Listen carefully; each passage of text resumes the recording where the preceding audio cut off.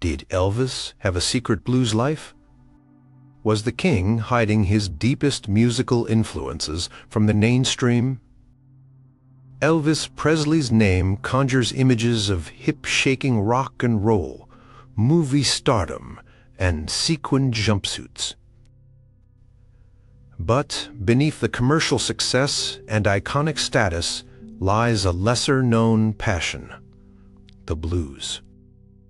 While most fans can hum Blue Suede Shoes or Hound Dog, few realize the extent of Elvis's blues recordings, many of which have fallen through the cracks of music history. These forgotten gems showcase a different side of the king, one deeply connected to African American musical traditions that shaped his distinctive sound.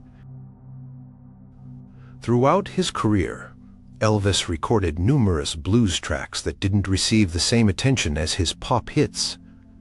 Some were released as B-sides, others buried on albums, and a few remained unreleased until after his death. These recordings reveal a more authentic, raw Elvis, one who could channel the emotional depth of the blues with surprising authenticity. Let's take a journey through 12 forgotten Elvis blues recordings that deserve another listen, starting with the most obscure and working our way to the slightly better-known tracks that still don't get the recognition they deserve. Number 12. Reconsider Baby, 1960. When Elvis returned from his army service in 1960, something had changed. His comeback sessions at RCA's Studio B in Nashville captured an artist intent on polling musical maturity. Among these recordings was Reconsider Baby, a Lowell Fulson blues standard from 1954 that Elvis transformed into a powerhouse performance. The track appears on Elvis's Back, but remains unknown to casual fans. Elvis's vocal performance here is nothing short of extraordinary.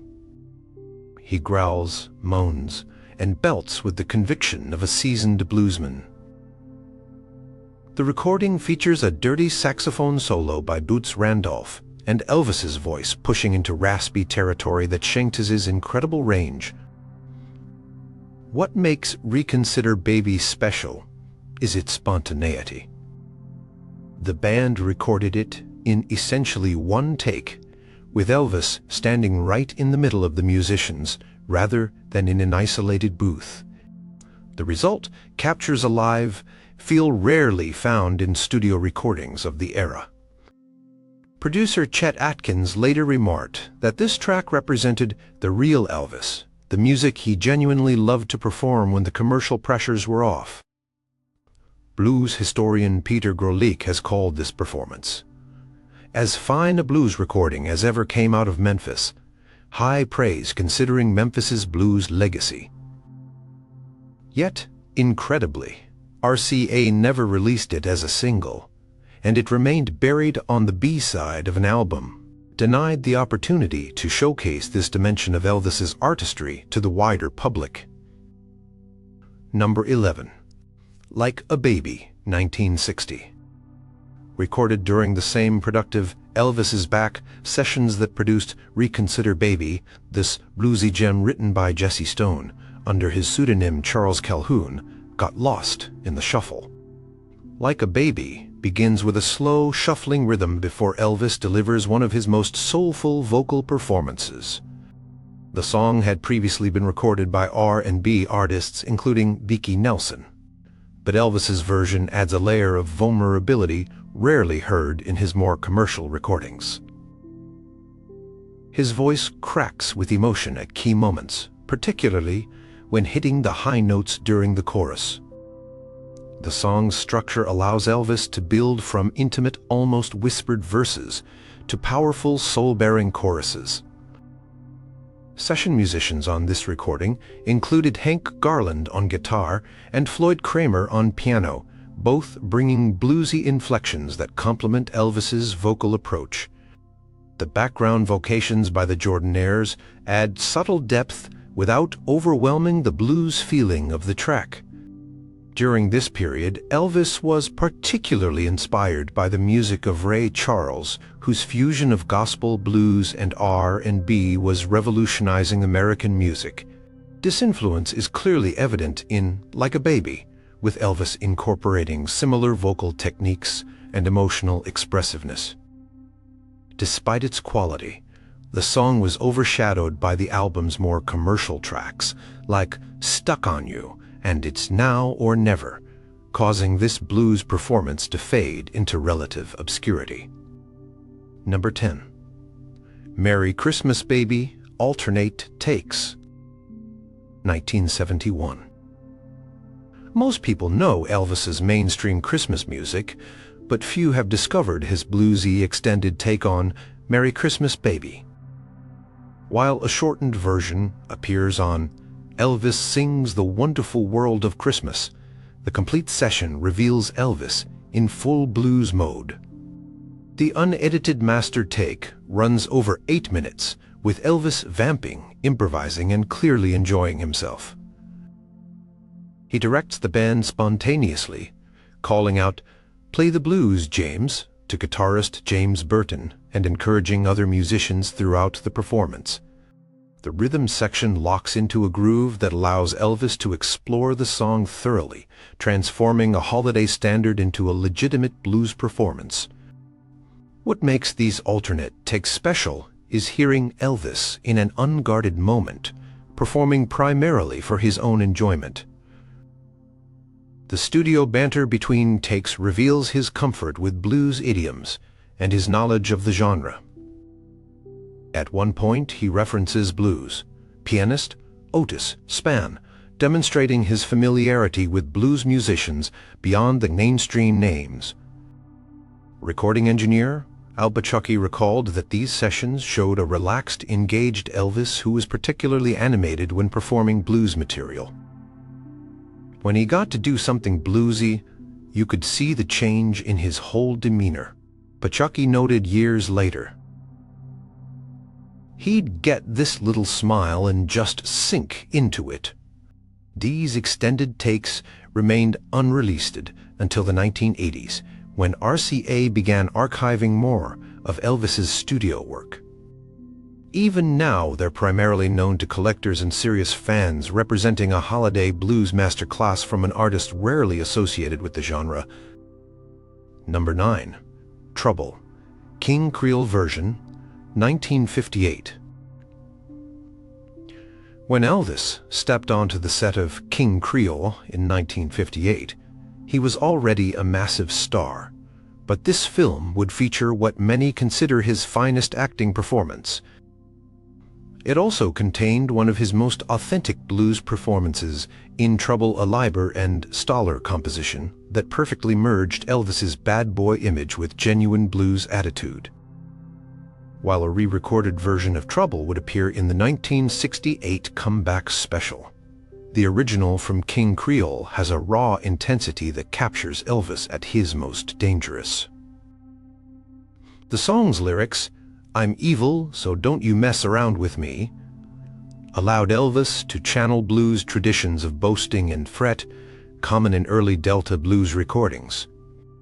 The musical arrangement features a walking bass line, bluesy guitar fills, and minimal production effects a stark contrast to the increasingly polished sound of Elvis's other 50s recordings. Director Michael Curtis, known for classics like Casablanca, understood Elvis's potential and created a scene that showcased both his acting intensity and blues credibility. Music critics have often pointed to Trouble as evidence of Elvis's ability to legitimately perform blues material. The performance demonstrates his understanding of blues phrasing, with Elvis slightly behind the beat in classic blues style and incorporating spoken asides that echo blues traditions. Despite its quality, this version of Trouble often gets overshadowed by the 1968 remake and Elvis's more commercial recordings from the era. The song represents a road not fully taken in Elvis's career, a blues direction that was evident but never fully developed due to commercial considerations and the direction set by his management. Number 8. So Glad You're Mine. 1956. In the midst of Elvis's breakthrough year of 1956, he recorded this Arthur Crudup blues number during the sessions for his second RCA album. While history remembers Crudup as the author of That's All Right, Elvis's first Son single, this lesser-known Crudup composition gave Elvis another opportunity to honor one of his blues influences. So Glad You're Mine features a rolling piano introduction by Shorty, long before Elvis enters with a vocal that's both playful and intensely bluesy. His pronunciation and phrasing closely mirror African-American blues singers, demonstrating his immersion in blues traditions from an early age. The recording session took place at Radio Resorters in Hollywood, with the Jordanaires providing background vocals that add a gospel dimension to the blues foundation. Scotty Moore's guitar work on this track is particularly noteworthy, with fills and a solo that demonstrate his understanding of blues guitar traditions, while maintaining his unique style. Elvis biographer Ernst Jorgensen points out that during these sessions Elvis was particularly engaged when recording blues material, often requiring fewer takes than for more commercial songs. You can hear how comfortable he was with blues material. Jorgensen notes, "It was like coming home for him." When released on Elvis's Golden Records, this track was surrounded by massive hits like Hound Dog and Don't Be Cruel, causing many listeners to overlook this authentic blues performance. Over the years, So Glad You're Mine has remained appreciated primarily by musicians and serious Elvis students who recognize it as one of his most convincing early blues performances. Number 7. Lawdy, Miss Clawdy, 1956. While not entirely forgotten, Elvis's version of Lloyd Price's R&B hit deserves more recognition for its blues credentials. Recorded during the same 1956 sessions that produced So Glad You're Mine, Elvis's take on Lawdy, Miss Clawdy, features original New Orleans pianist Fats Domino providing the distinctive rolling piano introduction. Elvis approaches the song with remarkable confidence, emphasizing its blues elements rather than just treating it as an up-tempo number. His vocal inflections, particularly his use of melisma and blue notes, demonstrate an intuitive understanding of blues expression that went beyond simple imitation of his influences. The recording session for this track was particularly noteworthy because it brought together musicians from different backgrounds. Alongside Elvis's regular players, Scotty Moore, Bill Black, DJ Fontana, and Domino on piano was recently added guitarist Greg Roundtree, a session player comfortable with blues idioms, who added authentic licks throughout the track. Elvis historian Jorgensen notes that producer Steve Scholes specifically scheduled this song because he recognized Elvis's affinity for blues material and wanted to capture this side of his musical personality. Scholes was smart enough to know that keeping Elvis connected to his blues roots would maintain an authenticity that set him apart from other white performers, Jorgensen explains. Though included on his second RCA album, this track has been overshadowed by the more pop-oriented material that dominated his mid-50s output.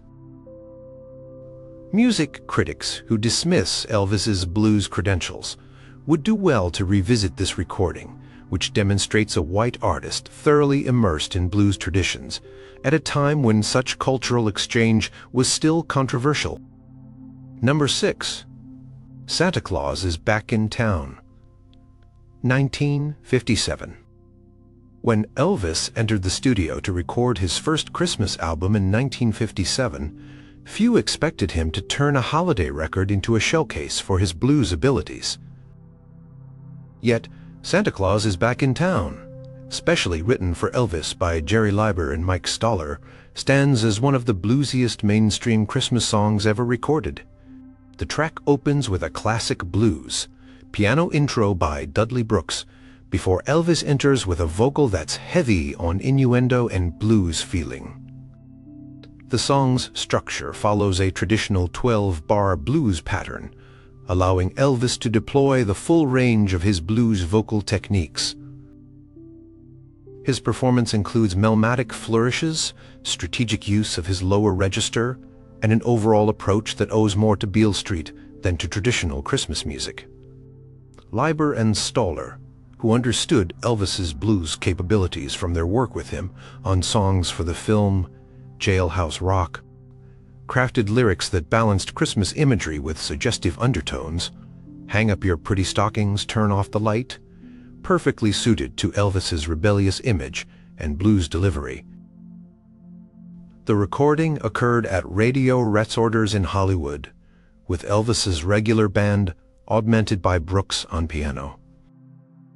Engineer Thorne Noger recalled that Elvis was particularly animated during this session, seeming to relish the opportunity to inject blues feeling into a Christmas record. He kept making it bluesier with each take. Nogar later remembered, "You could tell this was the kind of music he really loved." While Blue Christmas became the breakout hit from Elvis' Christmas album, Santa Claus is Back in Town has gradually gained appreciation among musicians for its authentic blues approach. Blues rock artists, including Bruce Springsteen, have covered the song, recognizing it as a rare example of genuine blues infiltrating the Christmas music canyon. Number 5. Tomorrow is a Long Time. 1966. Elvis's 1966 recording of this Bob Dylan composition stands as one of his most sensitive performances, backing blending folk and blues influences. Recorded during the sessions for the soundtrack to Spin Out, this track was buried as filler on a movie soundtrack album before later appearing on a compilation. What makes this performance notable is the stripped-down arrangement features, just Elvis's voice, accompanied by acoustic guitar, light percussion, and subtle bass. This minist approach allowed Elvis to showcase his ability to deliver blues feeling even in a folk context. His phrasing throughout the song demonstrates blues sensibilities, particularly in how he stretches certain words and phrases to convey emotional depth. Although Dylan wrote the song, Elvis's interpretation draws on blues traditions of expressing loneliness and longing. Dylan himself later called Elvis's version the one recording I treasure the most, recognizing how Elvis had transformed his composition through the application of blues-influenced vocal techniques. The unusual circumstances of this recording are worth noting. It was captured during an informal moment at the end of a soundtrack session when Elvis was unwinding by playing songs he personally enjoyed. Producer Felton Jarvis had the foresight to keep the tape rolling, capturing Elvis in an unguarded moment, performing music for his own enjoyment rather than commercial purposes. Music critic Greil Marcus has pointed to this recording as evidence of what Elvis might have accomplished had he been allowed to pursue more artistically meaningful material. In this performance, you hear the blues singer Elvis might have become if Hollywood and the machinery of fame hadn't intervened, Marcus wrote in his analysis of Elvis's work. Number 4. Down in the Alley, 1966. In the midst of his movie years, when Elvis was recording increasingly lightweight material for film soundtracks, he occasionally found opportunities to reconnect with his blues roots. Down in the Alley, recorded in 1966 for the Spin Out soundtrack album but not used in the film, represents one such moment of blues authenticity in an otherwise commercially oriented period. This Memphis Slim composition gave Elvis a chance to revisit the type of gritty, sexually charged blues that had partly defined his early sound.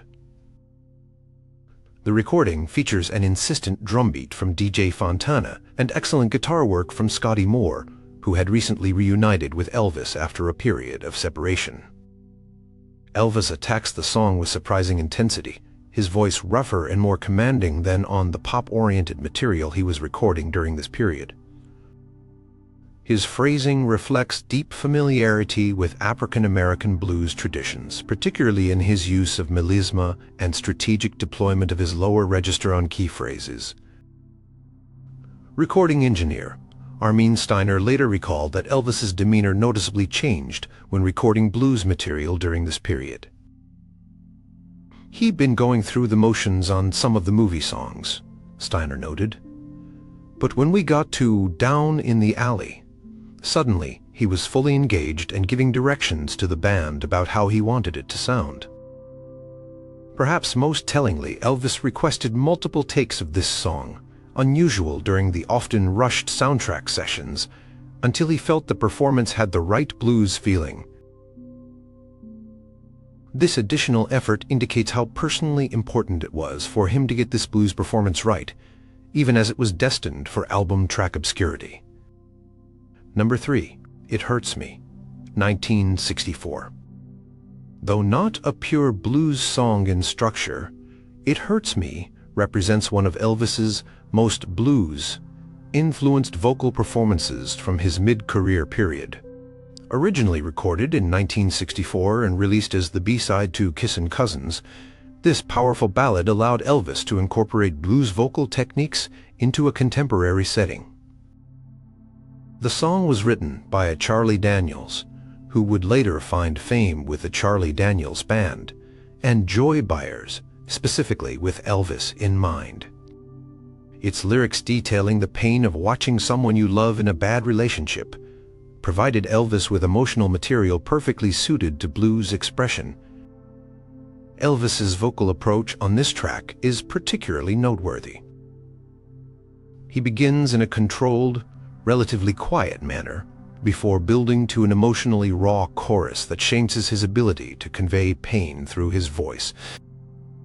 The performance includes many hallmarks of blues, singing, strategic use of vibrato, carefully placed vocal breaks, and an overall emotional intensity that transcends the somewhat conventional arrangement. The recording featured Elvis's regular 60s session players, including guitarist Grady Martin, whose tasteful fills complement Elvis's vocal without distracting from it, producer Sam Phillips, who had discovered Elvis at Sun Records, later cited this performance as evidence that the authentic blues feeling in Elvis's voice never left him, even during the Hollywood years.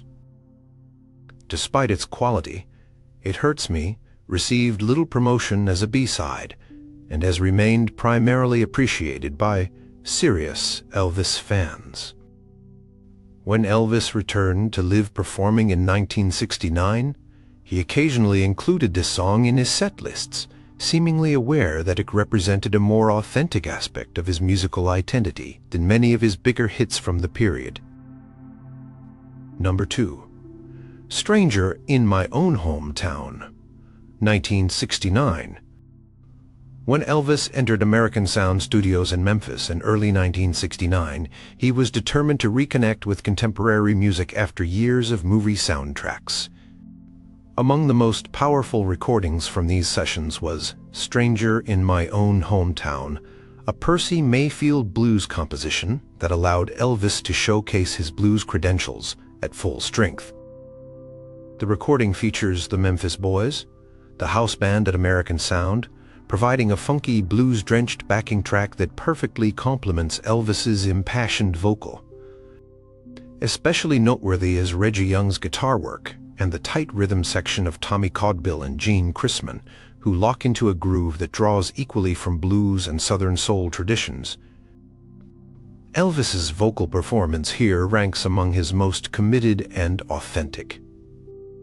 He incorporates growls, shouts, and spoken asides that demonstrate his complete understanding of blues vocal techniques.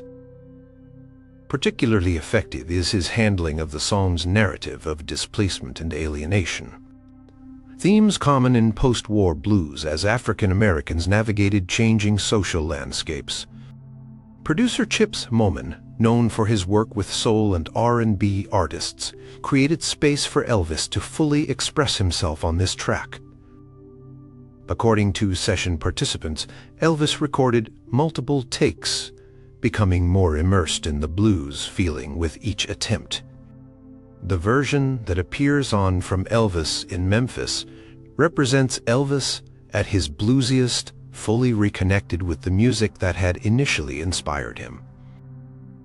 Music journalist Dave Marsh later wrote that this performance stands as evidence that Elvis remained capable of producing authentic blues whenever given appropriate, to dismiss Elvis's blues credentials based solely on his more commercial recordings.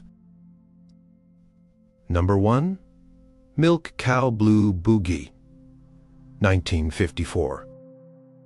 At the beginning of his recording career, before national fame and movie contracts, Elvis recorded what might be his purest blues performance. Milk Cow Blues Boogie, captured during his Sun Records period in December 1954, represents Elvis at his most unfettered, working with a blues standard first recorded by Kokomo Arnold in 1934. The recording features the stripped-down instrumentation that characterized the Sun Records sound. Just Elvis's voice, Scotty Moore's electric guitar, and Bill Black's upright bass. The Nihilist's production by Sam Phillips allows the listener to hear every nuance of Elvis's vocal approach, including his masterful use of melisma, blue notes, and rhythmic flair. What makes this recording particularly fascinating is how it demonstrates Elvis's ability to transform blues material to suit his emerging style. He begins with a traditional approach to the first verse before shifting into a higher gear for the boogie section, creating a blueprint for the rockabilly style that would soon revolutionize popular music. Throughout the performance, Elvis's comfort with blues idioms is unmistakable. His vocal inflections, timing, and emotional delivery reveal a young artist thoroughly immersed in blues traditions. Scotty Moore's guitar work similarly shows blues influences, particularly in his use of bent notes and rhythmic accents that complement Elvis's vocals. This recording never received a proper release during Elvis's breakthrough period, appearing only later on compilations. Its relative obscurity in the Elvis Canyon has prevented many casual listeners from understanding just how deeply connected Elvis was to blues traditions at the very beginning of his career. Sam Phillips, who recorded many blues artists before discovering Elvis, later called Blues Boogie captured what had initially attracted him to Elvis: the authentic blues feeling in a white voice that Phillips had long believed could revolutionize American music. Did Elvis Presley deserve more recognition as a blues artist? Could these forgotten recordings change how music history remembers the king of rock and roll?